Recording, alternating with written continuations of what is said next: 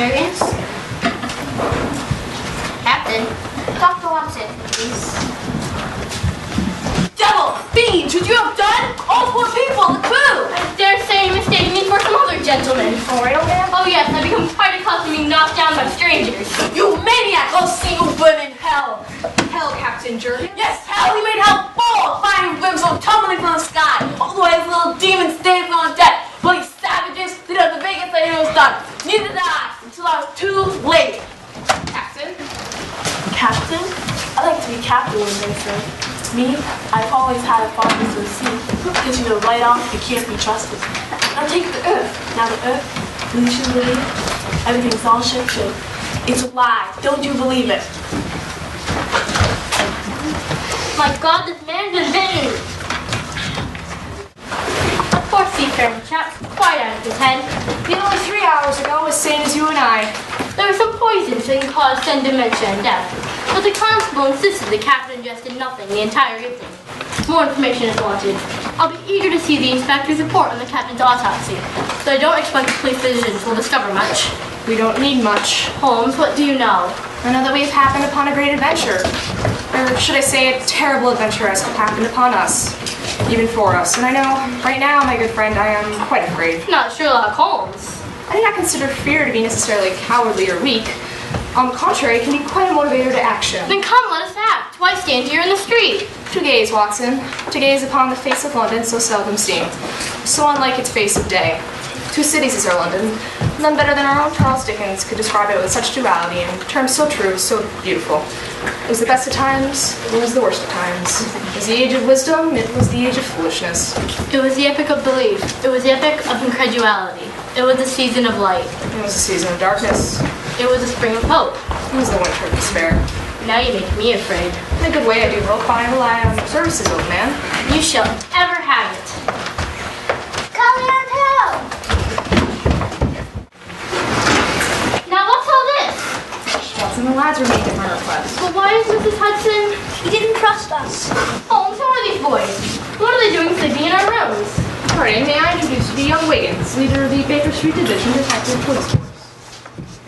Please, your queens, Doctor. Detective Police Force? What will Scotland Yard come up with next? They're not affiliated with the Yard, Watson. These boys are under my employ and worth more than all detectives in Scotland Yard. Thank Mr. Holmes. Thank Mr. Holmes. See, young Cartwright and Simpson were awake all along. How awfully cunning. Awfully. We went to sleep so late too. When is that back to Hudson? She kept after us not to touch nothing. She said we was dirty and our hop. His hat's full of dirt, ain't it? Especially with the underground being dug up down the way. No matter, I'll set the ladies straight in the morning. Now, lads, it's time you got some real sleep. I've required much of your services today, and I will require as much, if not more, tomorrow. Anything you say, come on, lads. Hold on, Wiggins. I think maybe you should leave. No? No, the 3 of you may use my bedroom. I'd like to make an early start of it. Well, what about you, Mr. Holmes? Yes, sir. What about you? Yes, well, I feel quite wide awake, and haven't you noticed me munching these coffee beans? Now that you mention it. Well, Watson, could you imagine the caffeine? Now, off with you, lads, and just straight away. Thanks, Mr. Holmes. Night, Mr. Holmes. Oh, joy, not so bad. And say your prayers. Watson, you look dumbfounded. I suppose I am a bit. Never have I seen such terrible behavior. Yes, well, I couldn't possibly send them out so late, especially when Simpson is still quite soaked in skin. You sent that child on the river to catch the rat? Paternal behavior, I take it all back. Stay your condemnation, Doctor, but I most certainly did not force him into the river. Rather, he noticed my interest in the road and on his own free accord dove in. But there are people in this world, Watson, who live amongst creatures such as these. Regrettable but true. Young Simpson has no greater fear of vermin than other children might have a puppy or kitten. Any other problems, sir? just one. What exactly is the problem, Holmes? Yes, as to that, I must beg your indulgence. Now, do be a good lad and just tidy up your while I run down to answer the door. A visitor at this hour? I would presume the lateness of the hour has to do with the urgency of her appeal, as well as the concern for her nominativity. Her? A woman? An appeal? Yes, and a most attractive woman from what he told me, Miss Le Breton. I know no Miss Le Breton, do I? Mrs. Hudson! No. If this lady wishes to be anonymous... No. Dr. Andy, It's a tremendous relief to learn firsthand that your opinions are not exaggerated, Mr. Holmes. Nor yours, madam. May I introduce you to my colleague? Good God, Lily Langtry. Dr. Watson, I presume. As it happens, the good doctor attended your play earlier this evening. Oh, this is an honor, Miss Langtry, Mrs. Dear me, a corpse, Mr. Holmes? Watson. Our landlady, Mrs. Hudson. I hoped you wouldn't notice. Silly of me. Rather sweet, I think. And an attempt to protect me from prying eyes. Precisely. You are both more considerate than I dared hope. Yet it is an act of tremendous daring to treat you to your home this night. Your trust is indeed flattering, Mrs. Langtry, and shall I hope prove not misfounded. I'm sure not. And with that, might I get to the point before half the Fleet Street reporters gather outside your front door? Please do. You are, no doubt, aware of certain associations I have developed among society over the years, no matter how distorted the reports may have been in the press. I should say so. Front page for years. Watson. Scandalous. Watson. The distortions, I mean. Yes. Well, as to one particular association, no, I will say friendship. There is an element of truth, and it is that friendship which inspired me to call upon you. We are nothing else, dear lady, discreet. Whereas Scotland is not and cannot be. If a single word of this were to go astray, the consequences would be unimaginable. Well, then let me imagine for you, Mrs. Langtry. It could be no more my basic duty to the crown. As to your friend, the prince, a personal matter? Family matter? Too horrible! Oh, Mr. Holmes, I come to tears not easily. But I've seen a Prince Louis, Victoria's gone missing. The Queen gone? Oh, Watson, not the Queen, Prince Edward's daughter. Dear little Victoria. The young princess, kidnapped. Fascinating, utterly fascinating. I do hope you boys know the difference between working with fire and playing with fire. Yes, Mr. Holmes. Good, I sometimes wonder if I do myself. But if it's not uranium, What's uranium? it's an element found in pitchblende. That's which one? This. Looks like any old dirt. Yes, Simpson, but many things in this world are not as they seem. Now, who would like me to help me prepare the analysis? Me! Very well, let it be you, Williams. Oh, Mr. Holmes! Come, Simpson, you got to help prepare the very analysis not like 3 hours ago. How about me? Well, you, Mr. Cartwright, seem to be very engrossed in that book. It's just a silly story. Silly story? I do not keep my bookcases stocked with silly stories. Tell me, what's the title? The Prince and the Pauper. Ah, yes, by that American author, Mark Twain. Tell me, Cartwright, is it worth my while? Well, the story's a bit hard to swallow. Far-fetched, is it? Rather, you see, it's about this pauper like us here in London, only he's such a specific prince and... No more, Cartwright, you'll spoil it. Besides, we have this rat to deal with. Yep. Now, you're going to hold this vial while I pour the saliva. What's saliva? Spit. Rat spit? I intend to analyze it for poisons. Poison's blimey! I am. Did you hear me say I was? Steady, Wiggins, what's on the vial? Sorry. Very well, that ought to be enough. Would you like some coffee as refreshment? As will I in liquid form. Now, Wiggins, would you like to do one more thing for me? Sure. On the lower left case of my bookshelf, you'll find a full-scale selling directory of the Indian archipelago in China and Japan. Check the index for an entry with Matilda Briggs. Okay, sir. Fascinating, I hope. I like those. Indeed. You know what else I like? What? Music. Do you? Sure. Why don't you pick up my Stradivarius over there and see what sort you might be able to make?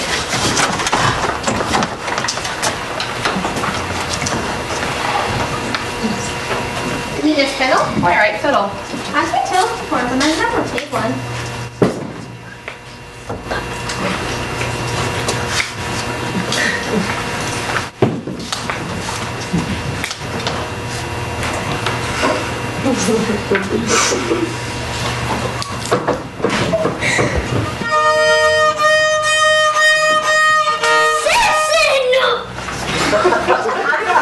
Mr. Holmes tells me to. But you got to be so bloody loud about it. I can't help it, can I? And look, the rat likes it.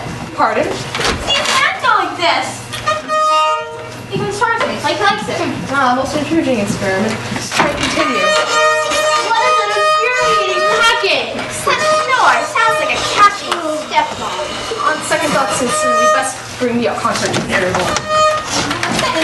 Quite simply, Simpson, stop playing. I do believe I will forever remain a bachelor. Coffee, old man, Mrs. Hudson? What do you think of why I slept so late? All I know is I had the strangest dream, having to do with a play last night, only I was Sleeping Beauty, and Lily Blanchard playing the princess she did last night came right here to this house. Well, my pleasure, Mrs. Hudson, informing that your dreams are indeed coming true. Whatever do you mean, Mr. Holmes? Well, indeed, last night, Well, you fell asleep in that very chair, not sitting right over there. less than an arm's length away. Not her. Not whom, Mrs. Hudson? Oh, you know very well who. Lily Langtry. My influences are becoming a force to be reckoned with. With only a minimum of coaching, our own landlady has deduced the identity of last night's mystery guest. And today, not only do we expect Lily Langtry, but the Prince of Wales himself. Prince of Wales. Mr. Holmes, Dr. Watson, I regret to inform you that breakfast will not be served.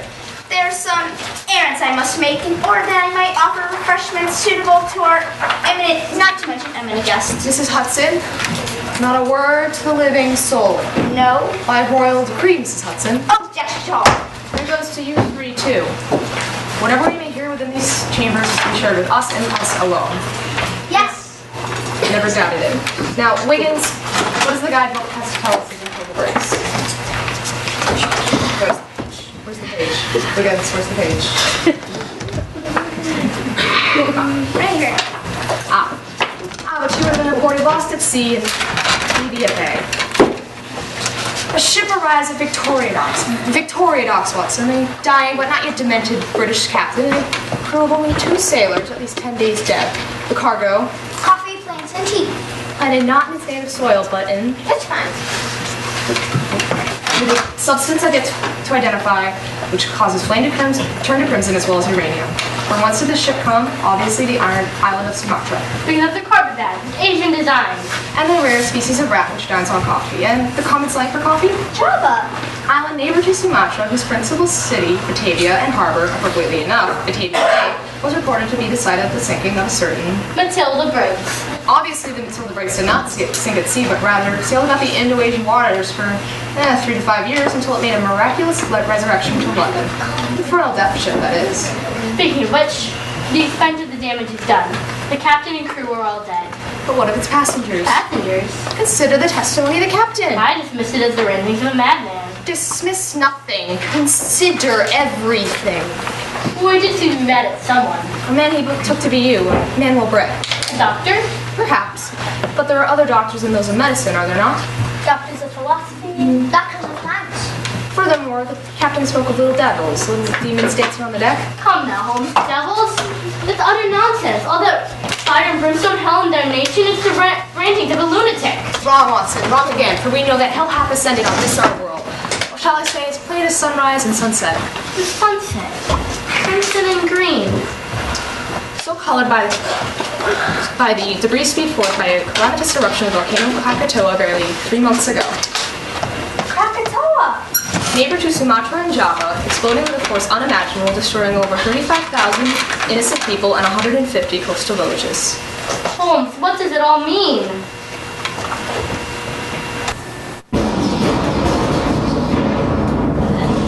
Farm that underground construction nearly gave me a heart attack. Holmes, you can't stop now. We must, for our guests have arrived. Do be a good lad and go down to answer the door. Boys, retreat to my bedchambers. His Majesty, the Prince will not appreciate your presence. Yes, sir.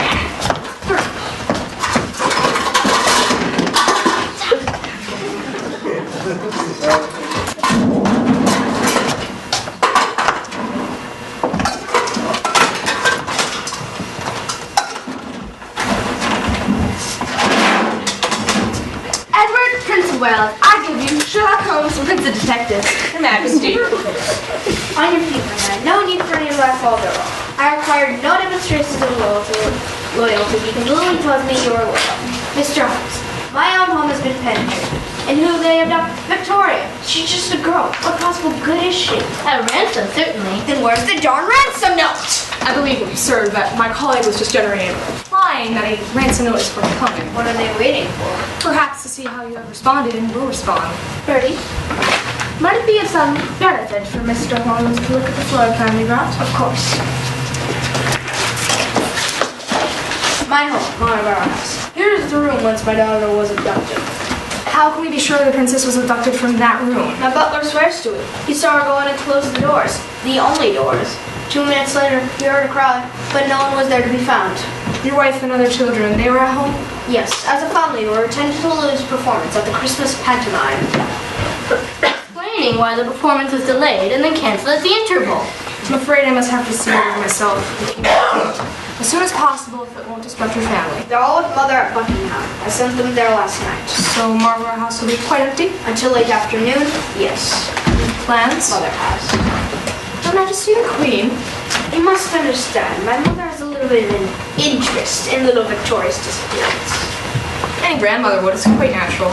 Not quite. Say, supernatural, and you would be closer to the truth. Sir. Since my father's death, Mother has become a bit strange. A little utopia. Queen Victoria intends to consult her late husband, Prince Albert. I mean to say, his spirit. Fascinating. The seance to occur at Marlborough House this afternoon? Yes. My mother the Queen, my wife Alexandra, and the other children are to be there. And the meeting. Of course. It's all stuff and nonsense. But the woman is adamant. How adamant would you